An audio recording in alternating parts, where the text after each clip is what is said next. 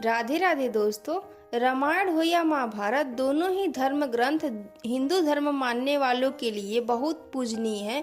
इनसे जुड़ी कई बातें ऐसी हैं जो इन ग्रंथों के बारे में जब देखने या सुनने को मिलती हैं तो कई प्रश्न दिमाग में आने लगते हैं।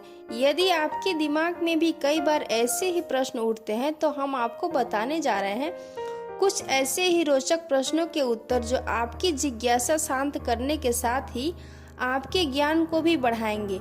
आइए जानते हैं ऐसे ही कुछ प्रश्नों के उत्तर। पहला प्रश्न है, श्री राम ने बाली पर पीछे से वार क्यों किया?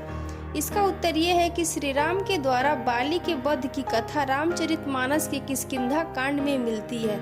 यह एक विवादित प्रश्न रहा है कि मर्यादा के रक्षक श्री राम ने बाली का वध पीछे से क्यों किया।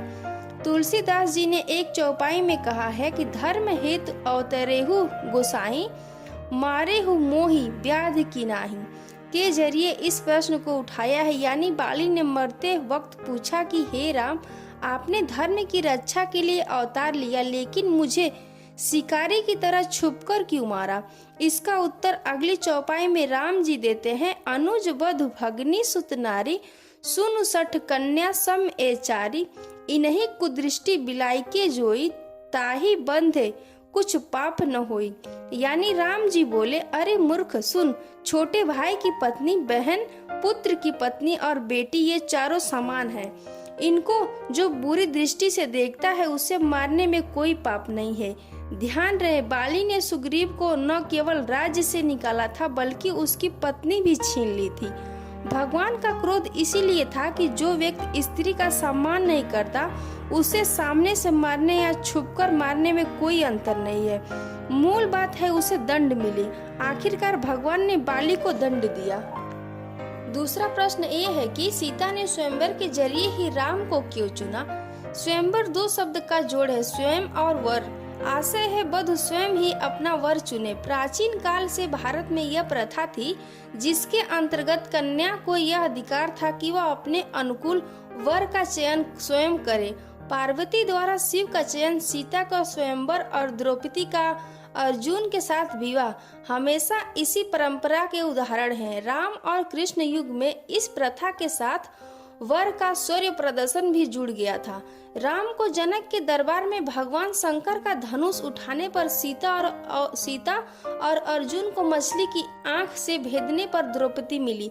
सीता के स्वयंवर की कथा से वाल्मीकि रामायण में जनक द्वारा सीता के लिए ब्रिय शुल्क का संबोधन मिलता है, जिसका अर्थ है जनक ने यह निश्चय किया था जो व्यक्ति अपने पराक्रम के प्रदर्शन रूपी शुल्क को देने में समर्थ होगा वही सीता से विवाह कर सकेगा। इस अर्थ में ब्रिय शुल्क कन्या सीता के लिए स्वयंवर का आयोजन किया गया। एक तरह से यह प्रथा तत्कालीन समाज में स्त्री की सशक्तता का श्रेष्ठ उदाहरण है, जिसमें अपनी जीवन साथी चुनने के लिए पिता का आग्रह या दुराग्रह न होकर कन्या को ही वर चयन का सामाजिक अधिकार प्राप्त था। अब आते हैं एक और प्रश्न पर, भरत राजगद्दी पर क्यों नहीं बैठे? इसका उत्तर यह है कि दशरथ के 4 पुत्र में भरत दशरथ की प्रिय रानी कैकेयी से जन्मे थे। श्री राम कथा में सारा विवाद इन्हीं को लेकर हुआ। दशरथ ने जब राम को राजा बनाने के लिए तैयारी की तब कैकेयी भरत को राज्य देने के लिए अड़ गई। पहले दिए वचनों से बंधे होने के कारण दशरथ ने राम को वनवास दिया और भरत के लिए राज्य की सहमति दी। इसी के साथ दशरथ के प्राणों का अंत हो गया।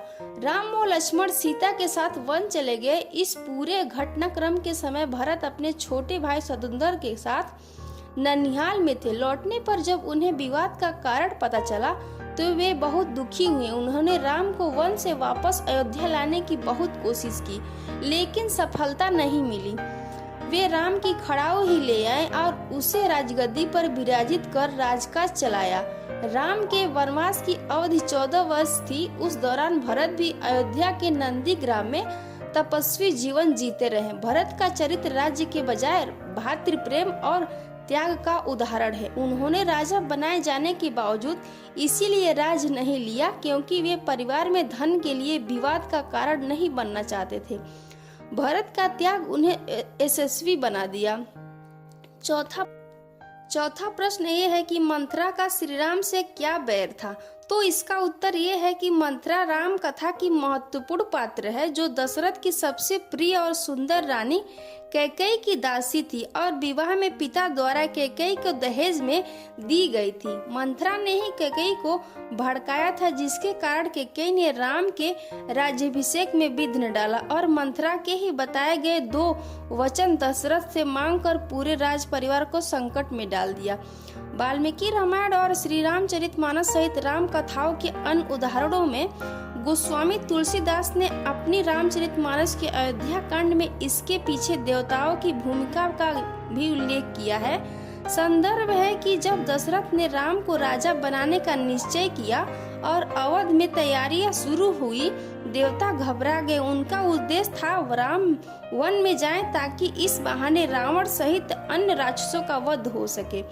यही कारण था कि राम का अवतार हुआ था, लेकिन राज्याभिषेक की तैयारी शुरू हुई तब राम को वन भेजने के उद्देश्य से देवताओं ने ज्ञान की देवी सरस्वती के जरिए कैकेयी की दासी मंथरा की मति फेर दी। परिणाम स्वरूप मंथरा के मन में मोह, लोभ, क्रोध के विकार जन्मे और उसने कैकेयी को भड़का दिया। मंथरा का राम से बैर तो नहीं था, लेकिन वह तुलसीदास जी के शब्दों में अपनी एक गलती से हमेशा के लिए अपयश का पात्र बन गए। रामायण की और भी जानकारी के लिए मेरे चैनल को सब्सक्राइब करें और वीडियो को लाइक करें। जय सीताराम। इस वीडियो के दूसरे भाग में आने वाले और जानकारी इस प्रकार है। आप अगर जानना चाहते हैं तो कमेंट करें। पहला प्रश्न था, श्रवण कुमार को दशरथ जी ने क्यों मारा। दूसरा, राम सेतु निर्माण में पत्थर कैसे तैर गए। रावण के 10 सिर क्यों थे। लव कुश और हनुमान के बीच युद्ध क्यों हुआ। अगले भाग में ये कहानी आपको बताई जाएगी। जय सीताराम।